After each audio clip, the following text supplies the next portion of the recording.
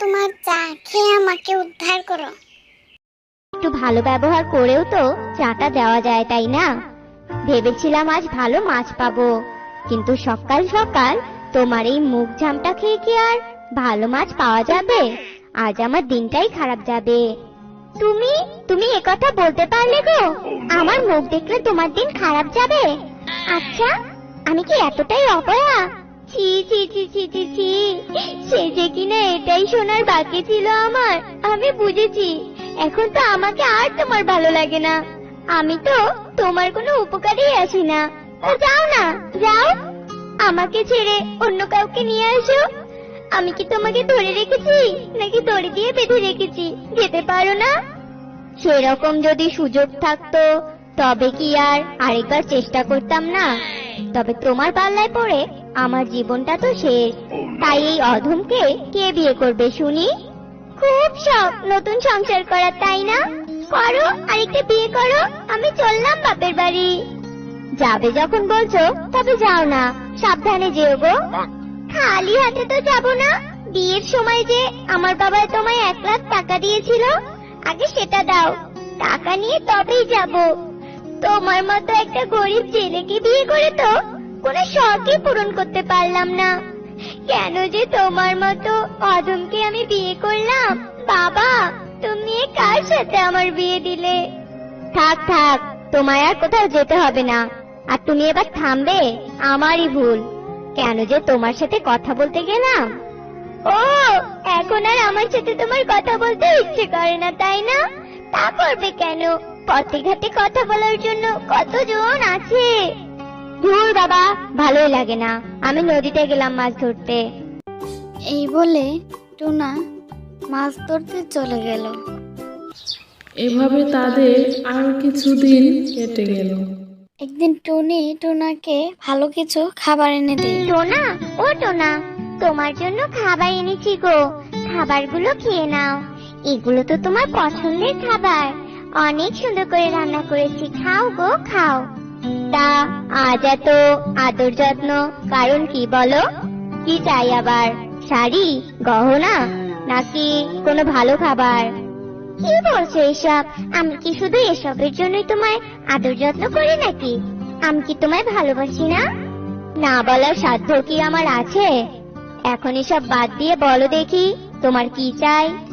আসলে আমার বান্ধবী আছে না টিয়া, তার স্বামী তাদের বিবাহ বার্ষিকী অনেক বড় করে উদযাপন করেছে।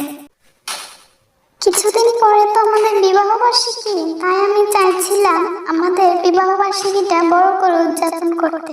আর তাই আমি বনের সমস্ত পশু পাখিকে দাওয়াত করে এসেছি।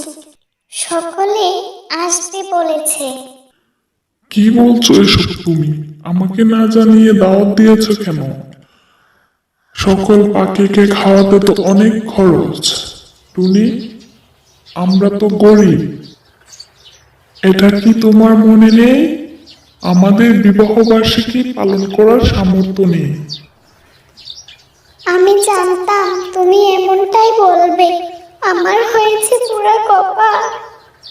তুমি চাও আমি যেন বনের সমস্ত পশু পাখির কাছে অপমানিত হই। টুনি, তুমি এভাবে কেঁদো না। একটু বোঝার চেষ্টা করো, আমাদের তো এত সামর্থ্য নেই। এত টাকা আমি কোথায় পাবো? আমি এত কিছু বুঝতে চাই না। তুমি আমাদের বিবাহ বার্ষিকী পালন করবে, বেশ।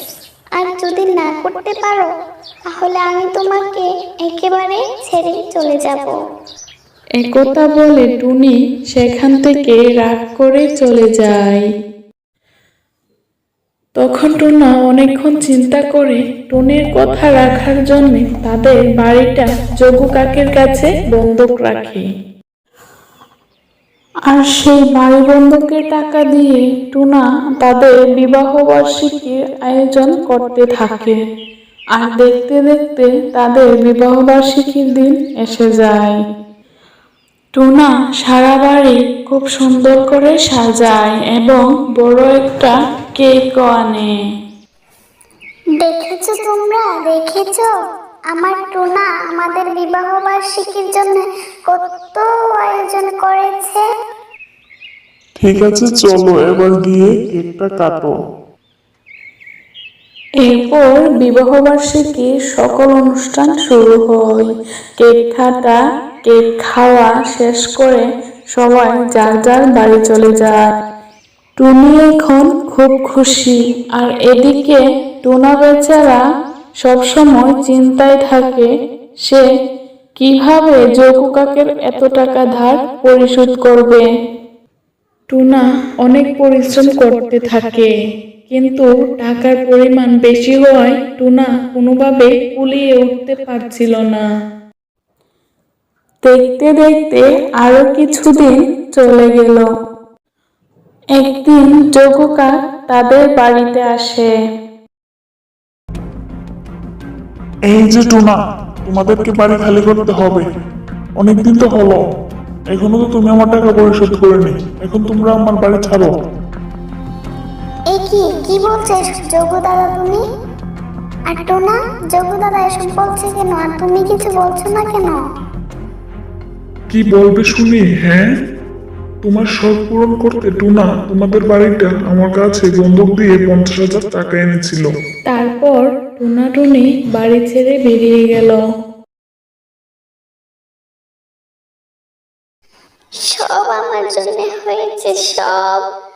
আমি যদি সেদিন তোমার কথা শুনতাম তাহলে আজকে আমাদের এই অবস্থা হতো না।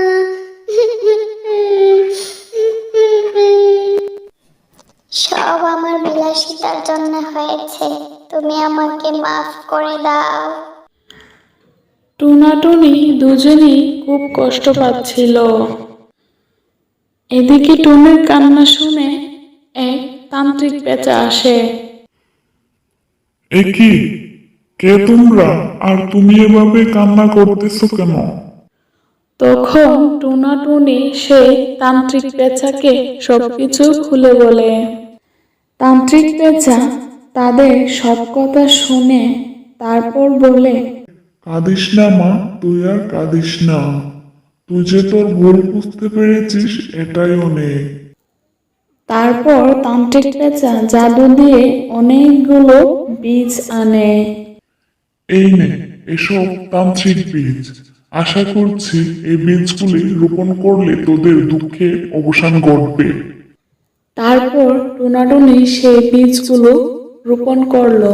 কিছুদিন পর তারা দেখতে পেল সেই বীজগুলো থেকে ডিমের গাছ উৎপন্ন হয়েছে এবং সেই গাছগুলোতে প্রচুর পরিমাণে ডিম ধরে আছে। এসব দেখে টুনাটুনি খুব খুশি হলো, আর এভাবে করে তাদের দুঃখের অবসান ঘটলো। আর এই গাছের ডিম বিক্রি করে টুনাটুনির সংসারে ভালোই উন্নতি হয়েছে। এখন আর টুনা টুনির কোনো শখ অপূর্ণ রাখে না। টুনিও টুনার সাথে কোনো রকম খারাপ ব্যবহার করে না। আর এভাবে তাদের সংসার সুখে শান্তিতে কেটে যাচ্ছে।